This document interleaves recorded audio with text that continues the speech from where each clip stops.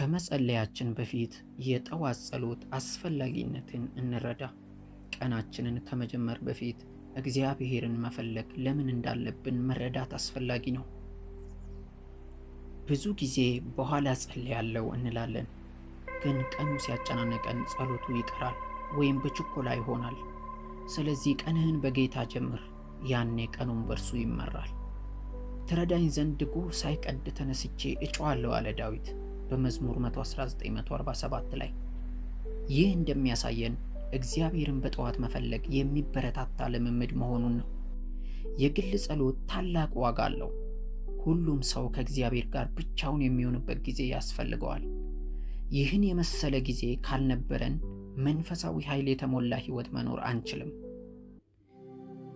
ማርቆስ 1:35 ላይ መጽሐፍ ቅዱስ እንዲህ ይላል፣ ማለዳም ገና ጎህ ሳይቀድ ኢየሱስ ተነስቶ ከቤት ወጣ፣ ወደ አንድ ገለልተኛ ስፍራም ሄዶ ይጸልይ ጀመር። ኢየሱስ የግል ጸሎትን ኃይል ያውቃል። ኢየሱስ ራሱ ከአብ ጋር ጊዜ በማሳለፍ የጸሎትን ኃይል አሳየን። በምድረ በዳ 40 ቀን በጾምና በጸሎት አሳልፎ ነበር። በጌቴሴማኒ ከመስቀሉ በፊት ብዙ ጊዜ በጸሎት ቆይቷል። ለእኛ ምን ማለት ነው? እርሱ እንዲህ ካደረገ እኛ እንዴት አይበልጥ አንጸልይም? ከእግዚአብሔር ጋር ጊዜ ካላሳለፍን በእምነት መመላለስ አንችልም። የእግዚአብሔርን ሥራ መስራት አንችልም። ቅዱሳት መጽሐፍትን አንብብ። ጸጥ ብለህ ከእግዚአብሔር ጋር ቆይ። እርሱን ለራስህ እወቀው። አሁን ራስን ጠይቅ። በእውነት እየጸለይክ ነው? ለእግዚአብሔር ጊዜ ትሰጣለህ? የምናወራው ስለ ማለዳ ጸሎት ነው፣ ስለ ጠዋት። ለምን ጠዋት ግን? ጠዋት ምርጥ ጊዜ ነው። ጠዋት መንፈሳችን ትኩስ ነው። አእምሯችን ግልጽ ነው። ከዓለም መዘናጋት በፊት ነው። ቀንህን ከጌታ ጋር ጀምር። ከዚያም ወደ ሥራ ግባ። ከሥራ ጀምሮ ወደ ጸሎት መሄድ የሚሻል አይደለም። እንግዲህ አሁን ከጌታ ጋር እንነጋገር። ውዱ ጌታ ሆይ፣ የዛሬን ቀን በእጆች እሰጣለሁ። ጸጋህን፣ ሰላምህን፣ ጥበቃህን እቀበላለሁ።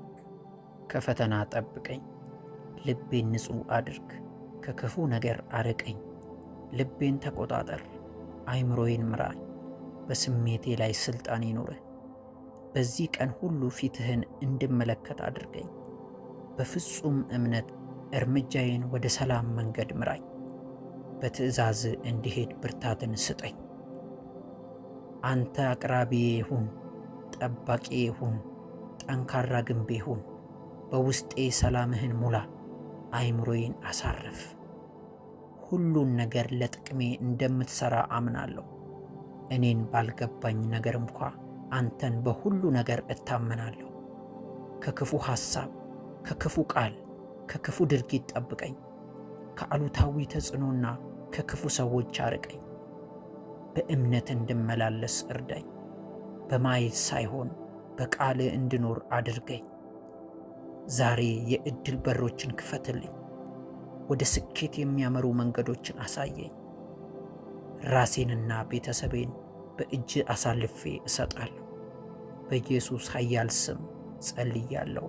አሜን። ዛሬ እኔ አልፈራም፣ እግዚአብሔር ከእኔ ጋር ነው። ቀንህን በጸሎት ጀምር፣ ሕይወትህ ይቀየራል። ይህ ጸሎት ካረጋገጠልህ ላይክ፣ ሼርና ሰብስክራይብ አድርግ።